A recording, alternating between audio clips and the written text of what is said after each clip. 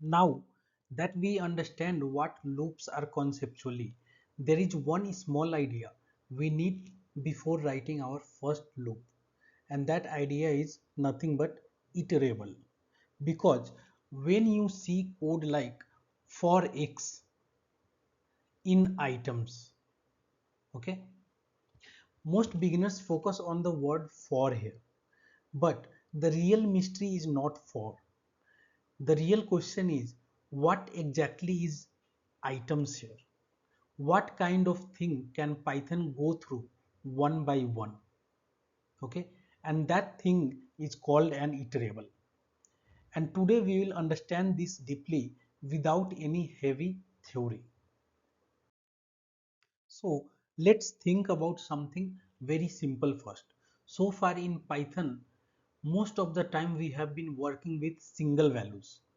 Okay, so for example, x is equal to 10 or price is equal to 99 or something like name is equal to John, for example. Okay, now here if you see, each variable stores just one piece of data, one piece of data, and that is fine. This is fine for small examples, but real programs rarely work with just one value. They usually deal with many values together, like many values, 10, 20, 30, many numbers, okay, many names, many prices, many transactions, many rows of data, many rows of data. Okay, so now the question becomes, how does Python store many values inside one variable? Okay, let me write it here. How does Python stores many values inside one variable? Because writing something like a equal to 10, b equal to 20, c equal to 30, this doesn't scale when you have hundreds or thousands of values.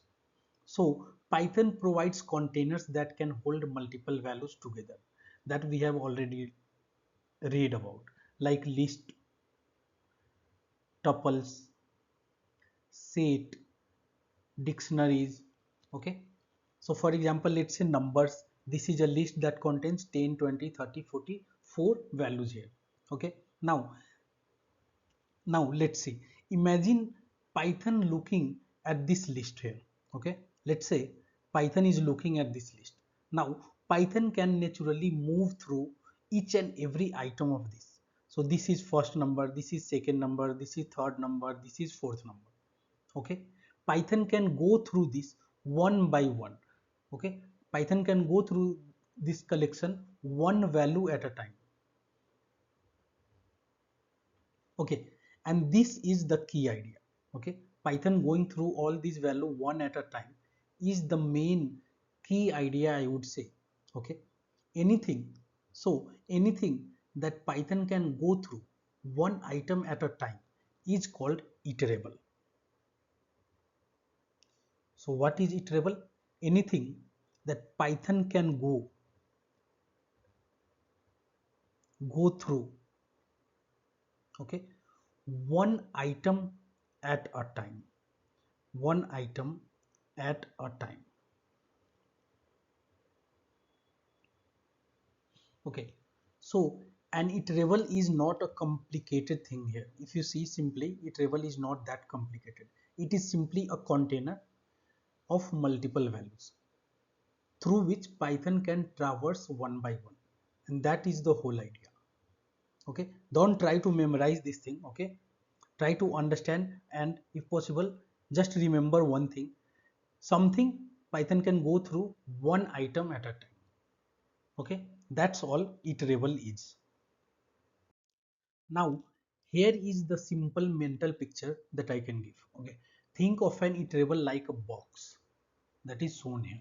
Okay, like a box containing many small items within it. For example, a, b, c, d. You can see Python can simply open this box now and take one item at a time. First item, then next item, then next item, okay, and so on.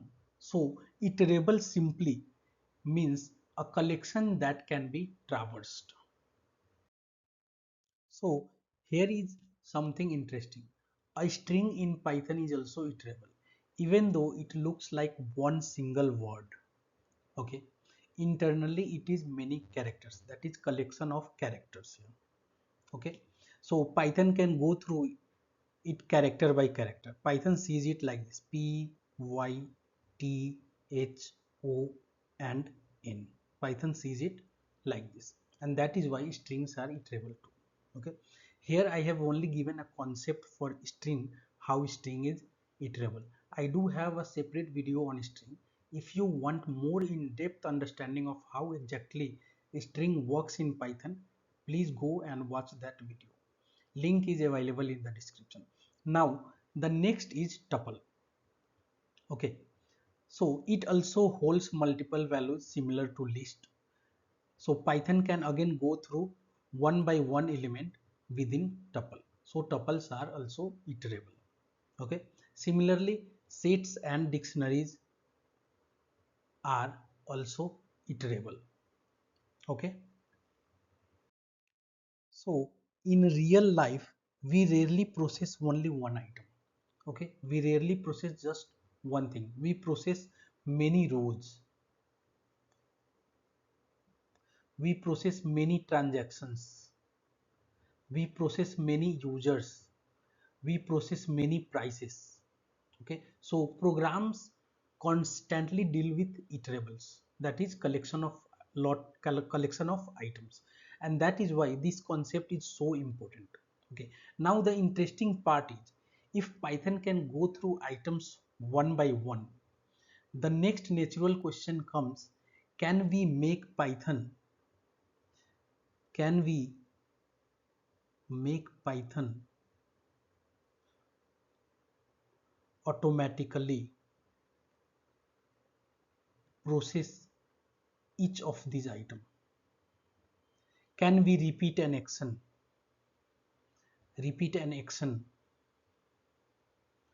on every value?